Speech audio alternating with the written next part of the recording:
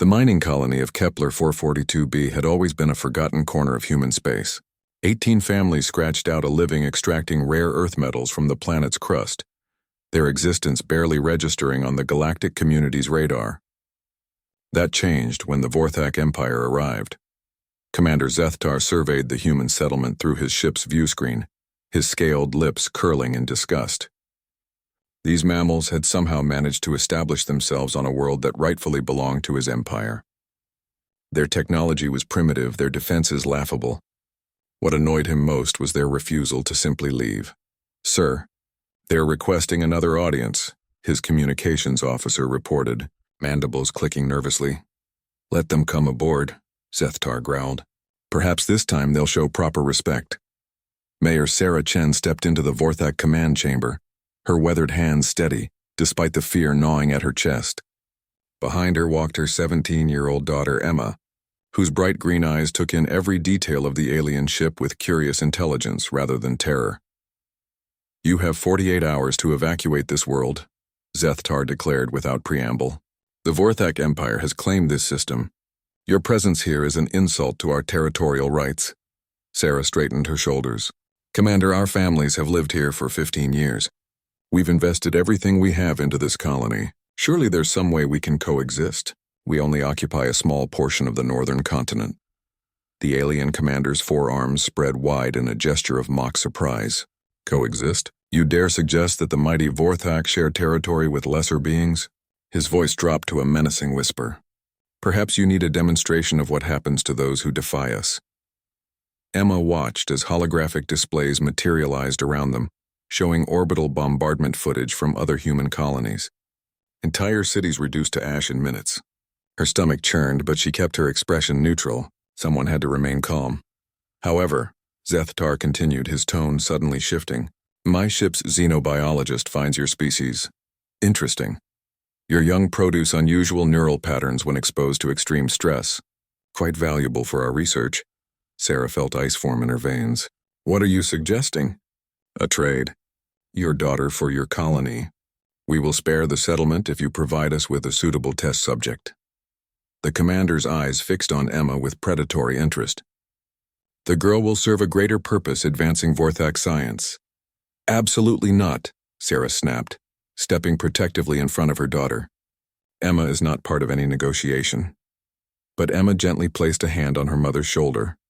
At 17, she had already shown remarkable maturity, often helping resolve disputes between the mining families. Now she saw the impossible position her people faced. "What guarantee do we have that you'll honor such an agreement?" Emma asked quietly. "Emma, no," her mother whispered. "The word of a Vorthak commander is binding," Zethtar replied, clearly pleased that the young human was considering his offer. "Your people will be permitted to continue their pathetic existence here. In exchange, you will participate in our research program." Emma looked around the chamber, noting the positions of guards, the layout of control panels, the subtle signs of ship's systems. Her mind, always quick with puzzles and mechanical problems, began filing away every detail. "And if I refuse? Then your colony burns within the hour and we take you anyway." Zethtar's smile revealed rows of sharp teeth. "This way at least your sacrifice has meaning." Sarah grabbed Emma's arm. "There has to be another way. We can contact the Earth Defense Force, request evacuation assistance." "Mother," Emma said softly, "you know as well as I do that help would take weeks to arrive. These people would be dead long before then." She looked directly at the Vorthak commander. "If I agree to this, I want documentation of your promise. Something that will hold up in galactic court if you break your word." Zethtar laughed, a harsh sound like grinding metal. "Clever little mammal, very well. The agreement will be properly recorded." 20 minutes later, Emma stood in the colony's central square, her few belongings in a small bag. The entire settlement had gathered, many weeping openly. Her mother held her tightly, whispering frantic apologies. "Take care of them," Emma said, her voice steady despite the fear clawing at her chest. "And remember what I taught you about the mining equipment. If the primary extractors fail, the secondary power coupling needs manual adjustment every 6 hours." "Emma, sweetheart, I'm so sorry. This isn't right. This isn't how things should be." "No, it's not," Emma agreed, watching the Vorthak shuttle descend toward them. But sometimes we have to make impossible choices to protect the people we love. As she walked toward the alien craft, Emma's mind was already working. She had always been good at understanding how things worked, how systems connected and functioned. These aliens had technology, yes, but technology could be understood.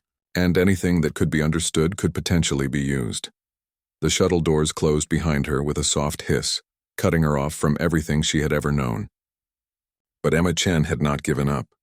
She had simply changed the battlefield. Commander Zethtar watched the human girl settle into her restraints with satisfaction. Soon, his scientists would begin their work, and the Empire would gain valuable data about human neural responses under stress. What these primitive mammals didn't understand was that knowledge was the ultimate weapon. What he didn't realize was that Emma understood this principle perfectly. And she was about to get a very close look at Vorthak technology. The Vorthak research facility occupied an entire deck of their massive dreadnought. Dr. Keseva, the ship's chief xenobiologist, examined her new test subject with clinical interest. The human female appeared remarkably calm for someone facing experimental procedures.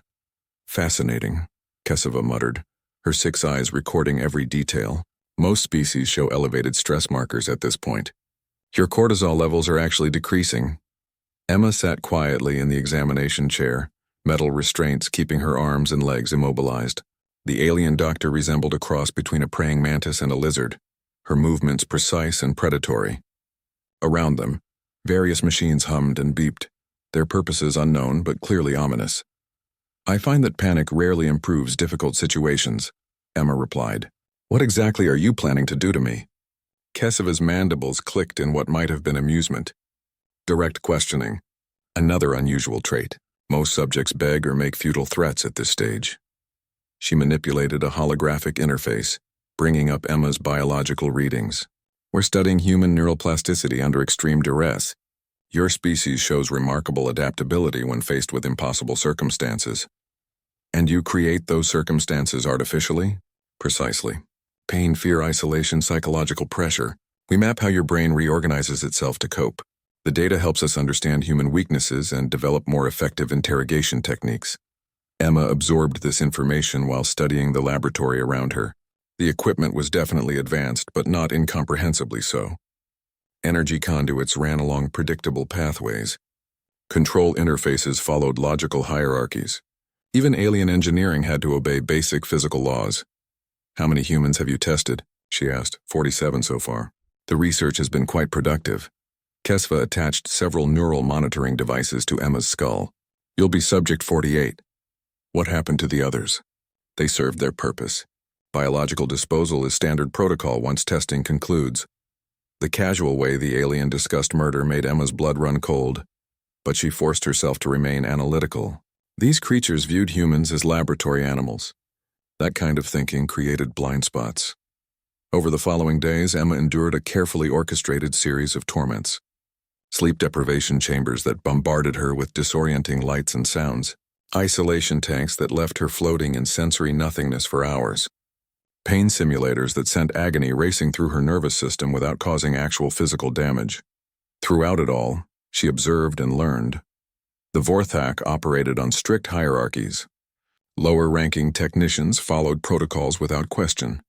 Security procedures relied on biometric locks and access codes. The ship's main computer core was located 3 decks above the research facility.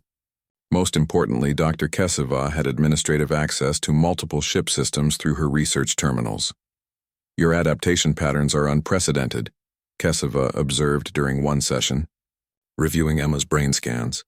Instead of breaking down, your neural pathways are actually strengthening. You're developing new cognitive frameworks to process trauma.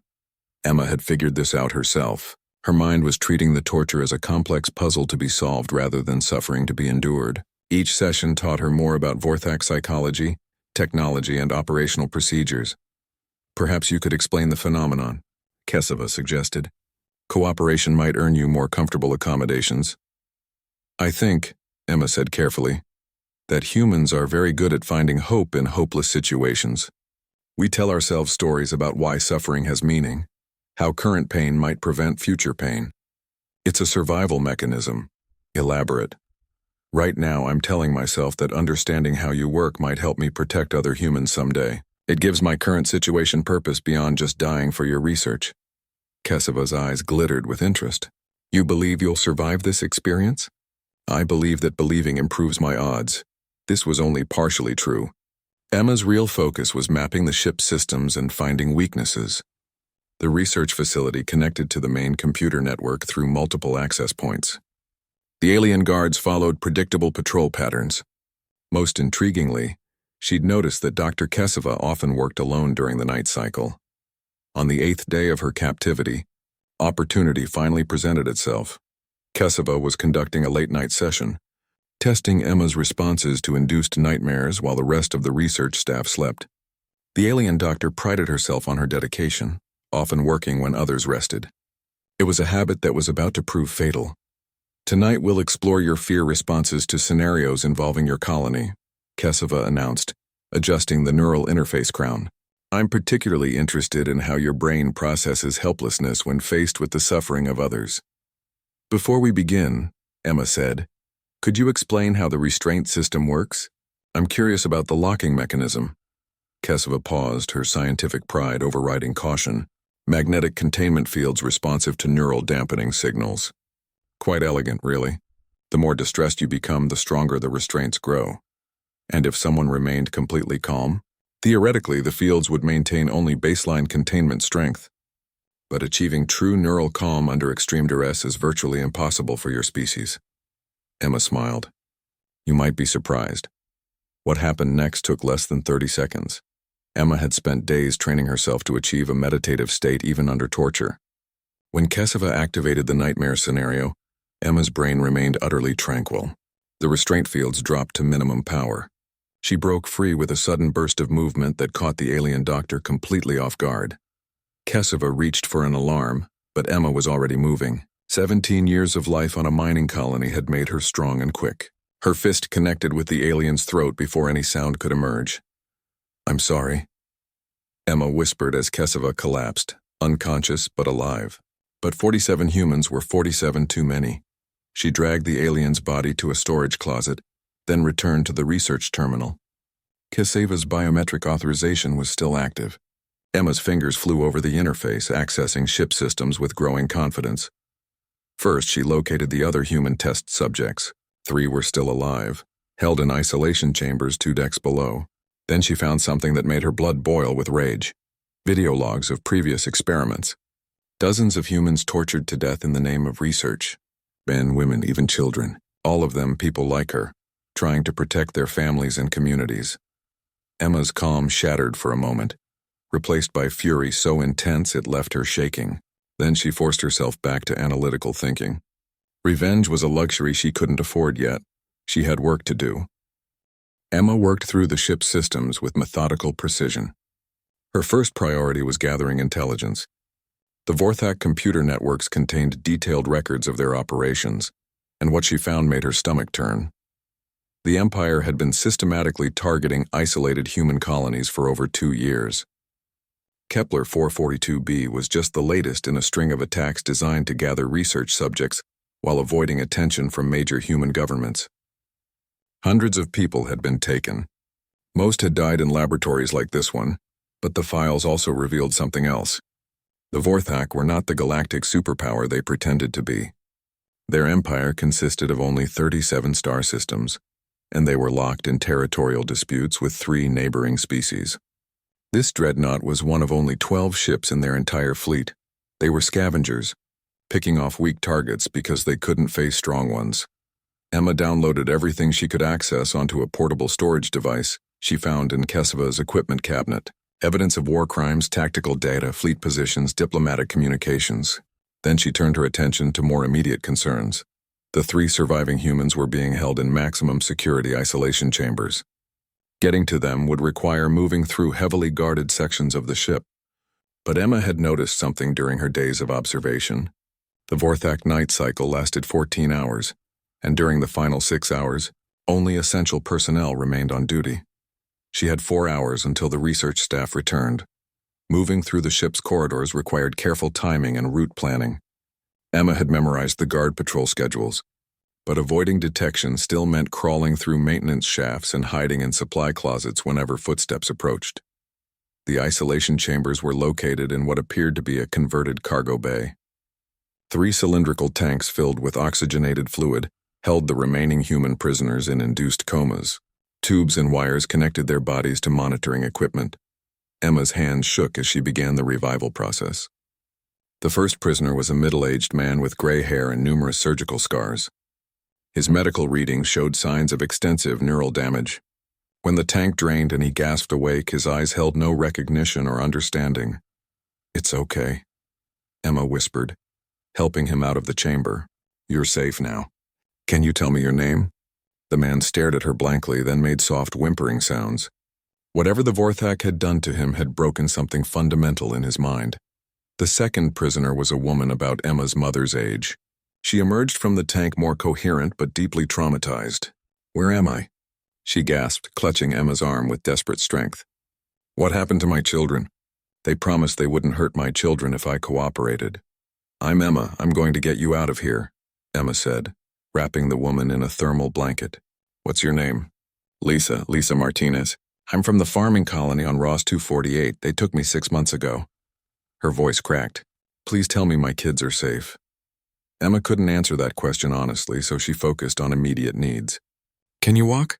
We need to move quickly." The third prisoner was barely alive. A young man, probably in his early 20s, who had clearly endured months of experimentation. His body was covered in surgical scars and implant sites. When he woke, he immediately began screaming. "They're in my head," he sobbed, clawing at his skull. "The signals won't stop. Make them stop." Emma examined the implants quickly. Crude neural interfaces designed to monitor and manipulate brain activity. Removing them would require surgical tools and expertise she didn't possess. The best she could do was find a way to disable them temporarily. Working with the research equipment she'd brought from Keseva's laboratory, Emma managed to create a localized electromagnetic pulse that disrupted the implant signals. The young man's screaming stopped, replaced by exhausted gasping. "Thank you," he whispered. "I'm Marcus Webb, from the mining station at Wolf 359. Now Emma faced a terrible choice. Getting these 3 people off the ship would be nearly impossible under the best circumstances. The brain-damaged man could barely walk. Lisa was weak from months of captivity. Marcus needed constant medical attention to keep his implants suppressed, but leaving them behind meant leaving them to die. "Listen to me carefully," Emma said, gathering all 3 around her. "This ship has escape pods, but reaching them means moving through areas with heavy security. I can try to get you out, but it's going to be dangerous." "What about you?" Lisa asked. Emma looked at the storage device containing evidence of Vorthak war crimes. "I have something that needs to reach human authorities. Information that could save thousands of lives, but I can't guarantee I'll survive getting it out." "Then we help you," Marcus said firmly. "These bastards have taken enough from us. Whatever you're planning, we're with you." The brain-damaged man said nothing, but he nodded when Emma took his hand. They spent the next hour preparing. Emma used her access to ship systems to create false maintenance alerts that would draw guards away from key corridors. She programmed the escape pods to launch on a delayed timer and altered their destination coordinates to head toward human space rather than empty void. But as they prepared to move, alarms began blaring throughout the ship. "Security alert," a mechanical voice announced in Vorthak language. "Unauthorized laboratory access detected. All personnel report to stations." They found Keseva, Emma realized. "We're out of time." The escape attempt became a desperate race through ship corridors filled with searching guards. Emma led the group through maintenance passages and emergency access routes, her heart pounding as footsteps thundered overhead. They were 50 meters from the escape pod bay when Marcus collapsed.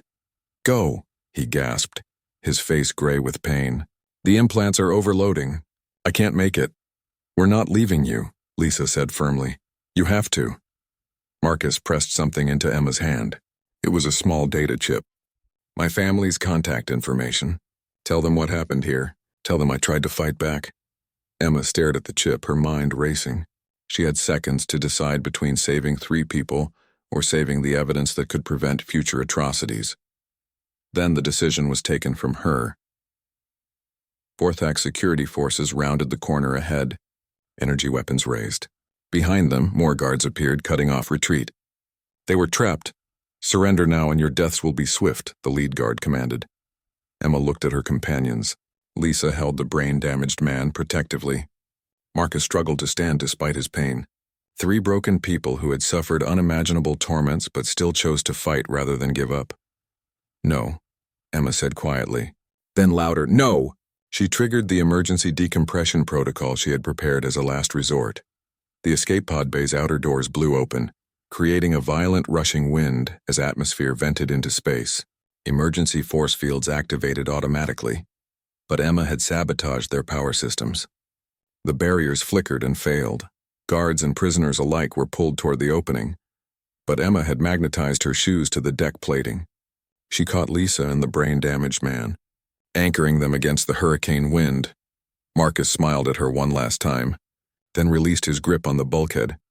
He slammed into 2 Vorthak guards, carrying them with him into the void. His sacrifice gave the others crucial seconds to reach the escape pods. Emma sealed the survivors into the first pod and programmed its launch sequence. As it rocketed away from the dreadnought, she turned to face the remaining guards who were struggling to reach her against the decompression. She still had work to do. Commander Zethtar arrived at the escape pod bay to find his security team dead and his prize test subject standing calmly amid the wreckage. Emergency force fields had finally stabilized, containing the atmospheric breach, but the damage was extensive. "Impossible," he breathed, staring at Emma through the sealed blast door. "How did a primitive human overcome trained Vorthak warriors?" Emma looked directly at him through the transparent barrier. Her clothes were torn and her face bore cuts from flying debris, but her expression remained eerily composed. "You made a mistake, Commander. You assumed that being physically weaker made us defenseless. You killed my soldiers. Your soldiers were trying to murder me and 3 innocent people. I defended myself." Emma held up the data storage device. "I also copied your research files. Every experiment, every torture session, every war crime, all documented in detail." Zethtar's forearms clenched into fists. "You will return that data immediately." "No, I don't think I will." Emma's smile was cold as winter. "In fact, I'm going to make sure every human government receives copies. Your secret little hunting expeditions are about to become very public." "Guards, breach that door and retrieve the device," Zethtar ordered. "I wouldn't do that if I were you," Emma said conversationally. She held up a small control device. "I've rigged the ship's main reactor to overload. 1 button press and this entire vessel becomes a small star. Your choice, Commander. Let me leave peacefully, or we all die together." The bridge crew stared at their view screens in shock. The human had somehow gained access to critical ship systems and initiated a cascade failure in the reactor core. Emergency protocols were struggling to contain the building energy surge. "She's bluffing," Zethtar's tactical officer whispered. "Surely she wouldn't destroy herself along with us." But Emma's next words sent ice through their veins. "Commander, I need you to understand something about humans. We're not particularly strong or fast compared to most species. We don't have natural weapons or armor, but we have one trait that makes us incredibly dangerous." Her voice carried clearly through the communication system. "When pushed too far, we become perfectly willing to drag our enemies down with us." Zethtar studied the reactor readings. The human had indeed triggered a potentially catastrophic overload. His engineering staff estimated 12 minutes before containment failure became irreversible. "What do you want?" he asked through gritted teeth. "First, I want safe passage to an escape pod. Second, I want your ship to leave human space immediately and never return. Third, I want a recorded message from you admitting to war crimes against human civilians. Unacceptable. Then we die." Emma's finger moved toward the detonation control. "I've already accepted that outcome, Commander." "Have you?" The bridge fell silent except for the urgent beeping of reactor alarms. Zethtar realized with growing horror that the human meant exactly what she said. Her biometric readings showed no signs of deception or hesitation. She was genuinely prepared to commit mutual suicide. "You're insane," he breathed. "No, I'm angry. There's a difference." Emma's eyes blazed with cold fury. 47 humans died in your laboratories, tortured to death for research that helped you hunt more of my people. You turned Dr. Keseva into a monster who could discuss murder like crop rotation. You created a system that treats sentient beings as experimental animals. She paused, letting her words sink in. I'm not going to let that continue. If stopping you requires my life, that's a price I'm willing to pay. The question is whether you're willing to let your entire crew die, just to avoid admitting your crimes.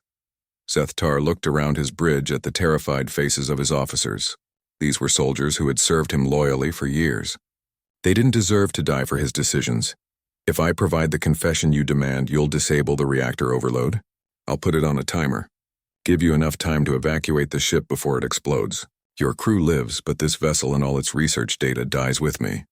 And if I agree to all your terms, then I take a single escape pod and leave you to explain to your superiors how one unarmed human destroyed months of research and freed your test subjects. Emma's smile was sharp as a blade. I imagine that conversation will be educational. For the first time in his military career, Commander Zethtar found himself outmaneuvered by what he had considered an inferior species.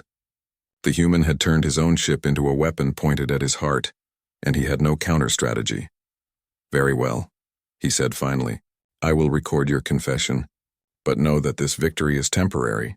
The Vorthak Empire will not forget this humiliation. Good, Emma replied. I'm counting on it. The next time you encounter humans, remember what happened here. Remember that we don't just lie down and die when convenient for you. 20 minutes later, Emma sealed herself into an escape pod, carrying detailed evidence of Vorthak war crimes and a recorded confession from their commander. Behind her, the Dreadnought's crew evacuated frantically as reactor alarms reached critical intensity. She had programmed the explosion to occur after sufficient time for evacuation. But she had lied about one thing. She wasn't staying behind to die with the ship. The escape pod launched just as the first emergency shuttles cleared the blast radius. Emma watched through the rear viewport as the Vorthak dreadnought came apart in a spectacular explosion that lit up the darkness between stars. Months of research data destroyed. A 1 billion credit warship reduced to debris. 3 human lives saved. Evidence secured that would expose Vorthak crimes to the galaxy. Not a bad day's work for a 17-year-old mining colony girl. But as her pod's automated system set course for the nearest human outpost, Emma was already thinking about the future. The Vorthak would come looking for revenge. They would bring more ships, better weapons, improved strategies. They would discover that humanity had been holding back far more than they realized. The dragon had awakened something it didn't understand, something that had been sleeping in the dark between the stars, dreaming of the day when someone would be foolish enough to threaten human children. That day had arrived, and the galaxy was about to learn why Earth's children were not to be touched. Admiral Sarah Chen stood before the assembled Joint Chiefs of the Earth Defense Force, her daughter's escape pod transmission playing for the 3rd time on the main view screen. The conference room had fallen completely silent as the evidence unfolded. Torture videos, medical experiment logs, tactical data showing planned attacks on 17 more human colonies. Ladies and gentlemen, Admiral Chen said, her voice steady despite the emotional turmoil beneath, we are no longer dealing with isolated piracy. This is systematic genocide. General Martinez leaned forward, his weathered face grim. Ma'am, with respect, your daughter's actions were heroic, but this intelligence suggests we're facing a coordinated campaign by a hostile empire. Our current defensive posture may be inadequate. Inadequate is an understatement, Admiral Chen replied. According to this data, the Vorthak have been targeting isolated colonies specifically to avoid triggering a military response from Earth. They've killed over 300 humans in the past 2 years. The holographic display shifted to show Vorthak fleet movements, troop dispositions, and tactical assessments. What emerged was a picture of a species that viewed humanity as a convenient source of test subjects and slave labor. Admiral Reyes, head of naval intelligence, spoke up. The psychological profiles are particularly disturbing. They've been studying human pain responses to develop more effective interrogation techniques. This isn't random cruelty. It's systematic research into how to break our people. Then we stop them, Admiral Chen said simply, not just defensively. We end this threat permanently. A murmur went around the table. The Earth Defense Force had always maintained a purely defensive mandate. Offensive operations against alien civilizations required authorization from the Global Council, a process that could take months. Sarah, General Martinez said carefully, I understand your personal investment in this situation, but we need to follow proper protocols. Admiral Chen activated another display. Jim, take a look at their planned operations.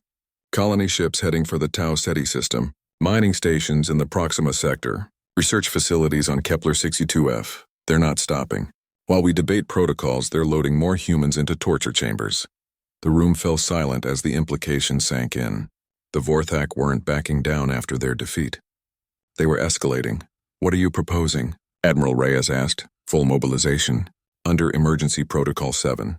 We gather every available ship and hit their home system before they can disperse their fleet." Admiral Chen's expression was cold as space. "My daughter proved that individual Vorthak forces can be defeated through superior tactics and determination. It's time to test that principle on a larger scale. The risks are enormous," General Martinez protested. "If we're wrong about their capabilities, we could trigger a wider conflict with other alien powers." "If we're right," Admiral Chen countered, "we save thousands of human lives and send a message to the galaxy that Earth's children are not defenseless prey." 6 hours later, the emergency session of the Global Council reached the same conclusion. The evidence Emma had gathered was too damning to ignore, and the threat too immediate to address through diplomatic channels. Admiral Chen found herself appointed commander of the largest military operation in human history. 300 warships drawn from every Earth Defense Force fleet, Marines, fighters, support vessels, and siege equipment, the combined might of humanity's military, focused on a single target. As the fleet assembled at the Wolf 359 staging area, word of the operation began spreading through human space. Colony governors called up local militias. Corporate security forces volunteered their ships. Even civilian cargo haulers requested permission to join the effort. The response surprised everyone, including Admiral Chen herself. "Ma'am," her communications officer reported, "we're receiving volunteer requests from over 2,000 civilian vessels. Mining ships, passenger liners, even pleasure craft. They're all requesting permission to participate." Admiral Chen studied the flood of messages pouring in from across human space. Colonists who had never seen Earth offering to fight for strangers. Merchant crews volunteering their ships as supply vessels. Families sending their sons and daughters to join an army that might not return. "Why?" she asked aloud. "Most of these people have never heard of the Vorthak before today." Her chief of staff, Captain Rodriguez, had been monitoring social media channels and civilian communication networks. "Admiral, I think you need to see this." The main display shifted to show news broadcasts from across human space. Emma's story had spread like wildfire through civilian networks. Not just the tactical data or political implications, but the human story. A 17-year-old girl who sacrificed herself to save her colony, then fought back against impossible odds to save others. "She's become a symbol," Captain Rodriguez explained. "Someone people can rally around. The girl who stood up to monsters and refused to back down." Admiral Chen watched footage of protesters outside alien embassies, demanding action. Recruitment centers overwhelmed with volunteers. Families lighting candles for the victims of Vorthak experiments. Her daughter had somehow managed to unite humanity in a way that decades of political maneuvering had failed to achieve. "The fleet is ready for departure, Admiral," the tactical officer reported. "All ships report combat readiness." Admiral Chen looked out at the assembled armada through the bridge viewports. Ships from Earth, Mars, Luna, the outer colonies, and a dozen corporate fleets, the largest human military force ever assembled. United by the story of one teenager who refused to accept that good people should suffer for the convenience of monsters. "Signal all ships," she commanded. "Destination Vorthak home system. Mission, total elimination of hostile forces. Rules of engagement. They started this war by targeting our children. We're going to finish it." As the fleet jumped to hyperspace, emergency broadcasts were already reaching Vorthak territory. Not military communications, but civilian transmissions. News reports, social media posts, the story of Emma Chen and what had happened aboard their research vessel. The galaxy was watching. Alien governments that had dismissed humanity as a minor species were suddenly paying attention. Trade negotiations were put on hold. Diplomatic missions requested immediate meetings with human representatives. Some alien powers expressed concern about human aggression. Others quietly moved their own fleets away from human territory. A few civilizations that had also suffered Vorthak raids began reaching out to Earth with offers of support. But in the depths of Vorthak space, Emperor Thakmor received the intelligence reports with growing alarm. The primitive mammals he had considered easy prey were coming for him with a force that outnumbered his entire military. Worse, they were broadcasting the evidence of his crimes to the entire galaxy. The careful diplomatic balance that had kept other powers from interfering in Vorthak expansion was crumbling as images of human torture victims spread through interstellar communication networks. How many ships? He demanded. 300 confirmed warships, Majesty. Possibly twice that number in support vessels. They appear to be armed with weapons more advanced than our intelligence suggested. Emperor Thakmor studied the tactical displays with growing dread. Humanity had been hiding their true military capabilities, presenting themselves as peaceful explorers while secretly building a war machine capable of challenging established powers. One small human female had destroyed his most advanced research vessel and escaped with military intelligence that was now being used to coordinate a massive assault. The species he had dismissed as inferior had somehow turned his greatest advantage into a weapon pointed at his heart. Prepare all defenses, he ordered, and send immediate diplomatic overtures to our neighbors. Offer them anything they want in exchange for military support. But the responses that came back were uniformly negative. The evidence of Vorthak war crimes had poisoned any possibility of alliance. No civilization wanted to be associated with a species that tortured children for research purposes. The Vorthak Empire stood alone against the approaching human fleet. And somewhere in the depths of space, Emma Chen watched the news broadcast from a medical facility where doctors were treating the trauma survivors she had rescued. Her part in the immediate crisis was over, but her actions had set in motion events that would reshape the galaxy's understanding of what humanity was capable of when sufficiently motivated. The dragon had demanded a sacrifice. Instead, it had awakened something that would hunt dragons. The Battle of Vorthak. Prime lasted 18 hours and changed the balance of power in 3 star systems. Admiral Chen's fleet dropped out of hyperspace at the edge of the Vorthak home system to find their enemy waiting. 12 dreadnoughts, 40 cruisers, and over 200 smaller vessels arranged in defensive formations around their homeworld. It was the entire Vorthak military, gathered for a final stand. They're broadcasting surrender terms, the communications officer reported. Emperor Thakmor is offering to cease all operations in human space in exchange for our withdrawal. After what they did to our people? Admiral Chen's voice was ice. Signal the fleet. No quarter, no mercy. They wanted to study human responses to extreme situations. Today they get a practical demonstration. The opening engagement shattered conventional understanding of human military capabilities. Earth's warships moved with coordination and precision that stunned alien observers monitoring the battle. Weapon systems previously unknown to galactic intelligence networks tore through Vorthak shields like paper. Admiral Chen had spent 20 years preparing for this moment, not knowing she was preparing for it. Humanity's defensive strategy had always been based on the assumption that they would face numerically superior enemies with better technology. The solution was simple. Build weapons that could kill anything and train crews to use them with maximum efficiency. The first wave of human fighters swept through Vorthak formations like angels of death. Pilots who had trained in asteroid fields and solar storms found themselves fighting enemies who had never faced truly desperate opposition. The difference showed immediately.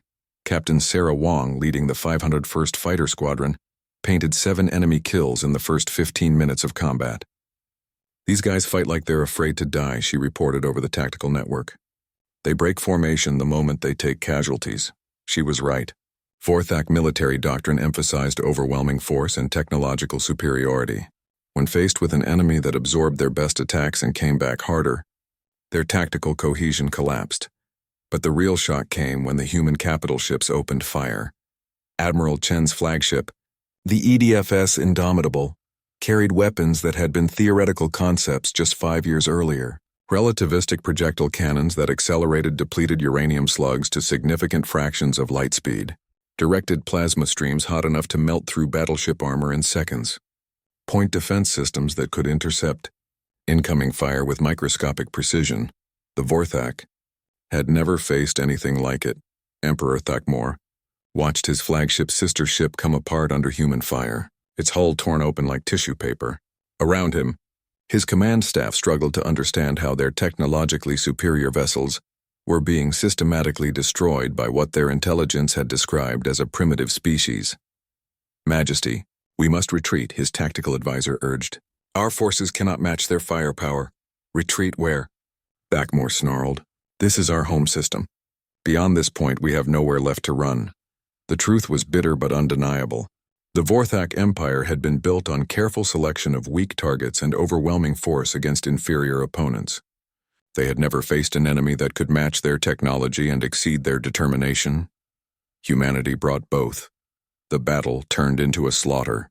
Vorthak ships that had terrorized peaceful colonies for decades found themselves outgunned, outmaneuvered, and overwhelmed by human forces that fought with the focused rage of parents protecting their children. But the galaxy was watching. And learning on Centauri Station, the largest interstellar trade hub in known space, representatives from 47 different civilizations monitored the battle through long-range sensors and communication intercepts. What they saw redefined their understanding of human capabilities. Ambassador Kriltar of the Hegemony, a spider-like being with excellent political instincts, turned to his aide with growing concern. How long have the humans been hiding this level of military development? Unknown, Ambassador. Our intelligence networks focused on their civilian infrastructure and trade capabilities. We assumed their military was proportionally primitive. A dangerous assumption. Kriltar studied the tactical displays showing human fleet movements. The coordination was flawless, the execution merciless. Send immediate orders to our border fleets. They are to avoid any contact with human vessels until further notice. Similar conversations were taking place in capital systems across the galaxy. Species that had considered humanity a minor power suitable for patronizing or ignoring were suddenly reassessing their positions. The Zephyrian Collective, known for their aggressive expansion policies, quietly canceled planned surveys of systems near human space. The corporate federation began drafting new trade agreements with much more favorable terms for Earth colonies. Even the ancient ethereal councils, who rarely acknowledged younger species at all, sent diplomatic inquiries about establishing formal relations. Fear spread faster than news of the battle itself. On Earth, the Global Council convened an emergency session as reports of alien diplomatic overtures flooded in. Chancellor Martinez found herself fielding contact requests from civilizations that had previously refused to acknowledge human existence. Ma'am, her chief advisor reported, we're receiving formal recognition from the Galactic Commerce Authority. They're offering us full membership with voting rights. After ignoring our applications for 15 years? Yes, ma'am. Also, the Hegemony is proposing a mutual defense treaty. The Collective wants to discuss technology sharing agreements. And the Ethereals actually sent an ambassador. Chancellor Martinez studied the flood of incoming communications with growing amazement. Overnight, humanity had gone from ignored newcomers to courted allies, all because one teenage girl had refused to accept that good people should suffer for the convenience of monsters. Meanwhile, in the Vorthak system, the final act of the drama was playing out. Emperor Thakmor's command ship was the last Vorthak vessel still fighting. His fleet had been reduced to debris and scattered escape pods. His homeworld's orbital defenses lay in ruins. Around him, the surviving members of his command staff prepared for the end.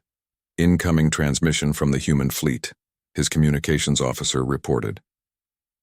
Admiral Chen's face appeared on the main display, her expression implacable. Emperor Thakmor, I am offering you one opportunity to surrender unconditionally. You will stand trial for war crimes against human civilians. Your empire will be dissolved and your territories placed under protective administration. And if I refuse, then you die with your ship, and we proceed to orbital bombardment of your homeworld. Choose quickly. My patience is limited. Thakmor looked around his ruined command bridge. His empire was finished whether he surrendered or not. But his people might survive if he chose wisely. I surrender, he said finally. But I want to understand something first. How did your species develop such capabilities without our intelligence networks detecting the buildup? Admiral Chen's smile was cold. You assumed that because we appeared peaceful, we were helpless.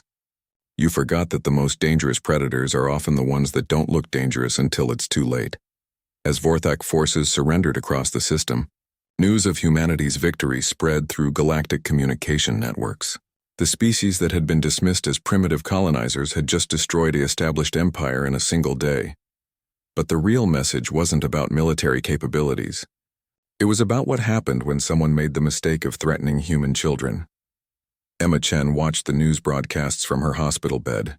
surrounded by the 3 survivors she had rescued from the Vorthak research ship. Lisa Martinez held her hand while Marcus Webb adjusted his new prosthetic neural interfaces. The brain-damaged man they had saved still couldn't speak coherently, but he smiled when he saw her. "You did this," Lisa said softly. "All of it. You saved the galaxy from those monsters." Emma shook her head. "I just did what anyone would do. I protected my family." "That's the point," Marcus said. "To you, every human is family. That's what makes your species so dangerous. An attack on one becomes an attack on all." Outside the hospital windows, celebration fireworks lit up the night sky. Across human space, colonies that had lived in fear of alien predators now slept peacefully. The galaxy had learned a valuable lesson about the price of threatening Earth's children. And in the depths of space, other empires that had considered expansion into human territory quietly revised their plans. Some threats, once awakened, could not be safely ignored. 5 years after the Battle of Vorthak Prime, the galaxy looked very different. Ambassador Emma Chen walked through the halls of the Galactic Council's new headquarters on Centauri Station, her diplomatic credentials marking her as Earth's youngest ever representative to the interstellar community. At 22, she had already negotiated 3 major trade agreements and mediated 2 territorial disputes between alien civilizations. The scars from her time aboard the Vorthak research vessel were barely visible now, but they had never truly faded. Neither had the galaxy's memory of what she had accomplished. "Ambassador Chen," called a voice behind her. She turned to see Ambassador Kriltar of the Hegemony approaching, his 8 legs clicking against the station's metal flooring. "I wanted to personally thank you for your mediation in the Zephyrian border dispute. Your solution was most elegant. Thank you, Ambassador. Though I think elegant might be overstating it. Sometimes the simplest answer is just to ask what everyone actually needs instead of what they think they want." Kriltar's mandibles clicked in what passed for laughter among his species. "Indeed. Your people have a remarkable talent for cutting through diplomatic complexity." It was true. In the 5 years since humanity's military capabilities had been demonstrated, Earth's diplomats had found themselves in constant demand as neutral mediators. Other species trusted human judgment partly because of their proven strength, but mostly because humans seemed genuinely committed to fair solutions rather than personal advantage. Emma continued toward the council chambers, passing a memorial wall that listed the names of humans killed in Vorthak experiments, 312 names, including Marcus Webb, who had died 2 years after his rescue when his damaged neural implants finally failed. Each name represented a family destroyed, a life cut short, a future stolen, but they also represented something else. The price paid for galactic recognition that humanity was not to be trifled with. The council session was already in progress when Emma entered. The topic was the same one that had dominated interstellar politics for months: what to do about the power vacuum left by the Vorthak Empire's destruction. 17 star systems, 43 habitable worlds, and trillions of sentient beings needed new government. The surviving Vorthak had been placed under protective administration, but they couldn't remain wards of the international community forever. The humans destroyed the Vorthak Empire, argued Chancellor Veltar of the Zephyrian Collective. By right of conquest, those territories should be theirs to administer. "Absolutely not," replied Ambassador Chen firmly. "Earth has no interest in building an empire. We acted to stop genocide, not to gain territory." "Then what do you propose?" asked the ethereal representative, her crystalline form shimmering with curiosity. "The former Vorthak territories cannot remain ungoverned indefinitely." Emma stood, activating the holographic display that showed her proposal. "Self-determination.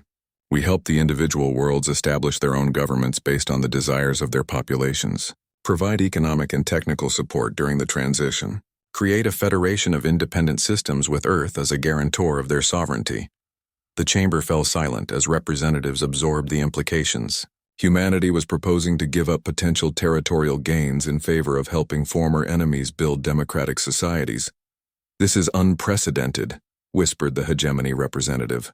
"No conquering power has ever voluntarily relinquished territorial claims." "We're not conquerors," Emma replied. "We're protectors." There's a difference. The vote was unanimous in favor of the human proposal. Later, as the council session ended and representatives dispersed to their various tasks, Emma found herself standing alone in the memorial corridor. The names on the wall stared back at her, reminders of the price paid for the peace they now enjoyed. "Still carrying all their names in your head?" asked a familiar voice. Emma turned to see her mother approaching. Admiral Chen had retired from active military service to take a position as Earth's Director of Colonial Defense, but she still wore her uniform with the same pride that had carried her through the war.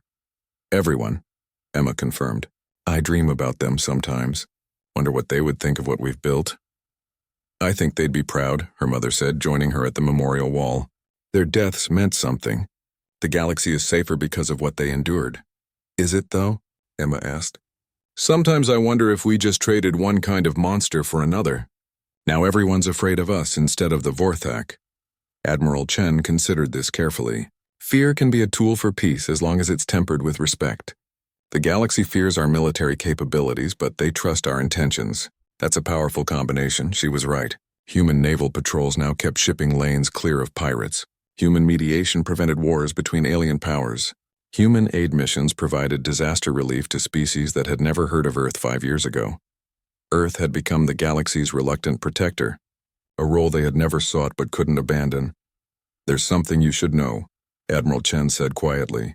"Intelligence reports suggest that the Vorthak weren't the only species conducting experiments on humans. We found evidence of similar programs among the hegemony's client states." Emma's blood chilled. "How many?" "Unknown. But the pattern suggests a coordinated effort to study human psychology and biology. The Vorthak may have been the most obvious about it, but they weren't alone." "Are you recommending military action?" "No, I'm recommending that you do what you do best. Ask the right questions, find the truth, and make sure the galaxy understands that certain behaviors have consequences." Emma nodded, her mind already working through the implications. The war against the Vorthak had been about stopping immediate genocide.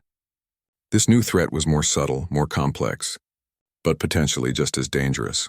3 months later, Emma stood before the assembled Galactic Council with evidence that shattered the comfortable assumptions of post-war politics. Her investigation had uncovered a network of human trafficking and experimentation that spanned dozens of star systems and involved multiple alien governments. "Ladies, gentlemen, and distinguished beings," she began, her voice carrying clearly through the chamber. "We have a problem." The presentation that followed was methodical, devastating, and undeniable. Corporate entities conducting medical experiments on human colonists, government agencies using human subjects for psychological research, criminal organizations treating human beings as luxury commodities for wealthy collectors. The Vorthak Empire fell 5 years ago, Emma concluded, but the mentality that drove their crimes is still alive throughout the galaxy.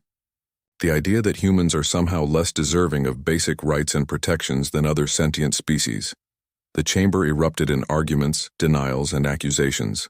Representatives demanded proof, questioned jurisdiction, and insisted that their governments were not involved.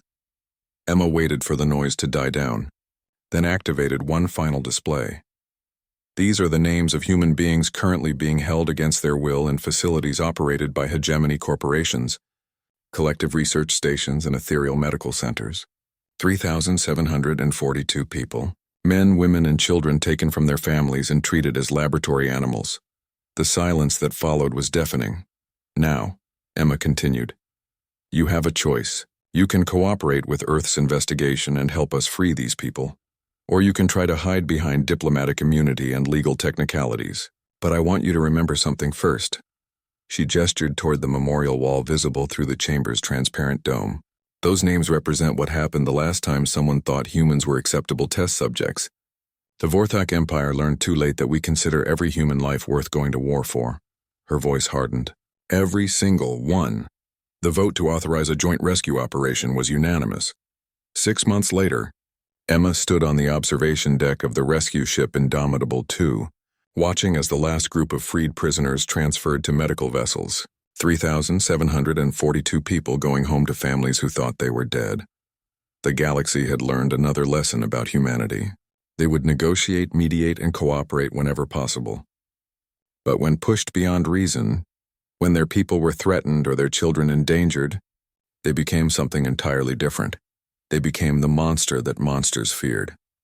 Behind Emma, the rescued humans gathered for a group photograph. Survivors of horrors that would have broken weaker spirits but who had endured because they knew someone would come for them. Someone who understood that family wasn't just blood relations, but every human being trying to build a better life among the stars.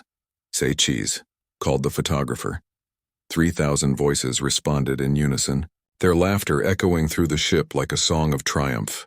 The sound carried through the communication arrays to Earth, to the colonies, to every human outpost scattered across the galaxy. The dragon had demanded a sacrifice years ago. Instead, it had awakened something that would spend eternity making sure no dragon ever threatened the innocent again. The galaxy was finally learning what humans had always known. Some things are worth fighting for, and family is worth everything. And in the depths of space,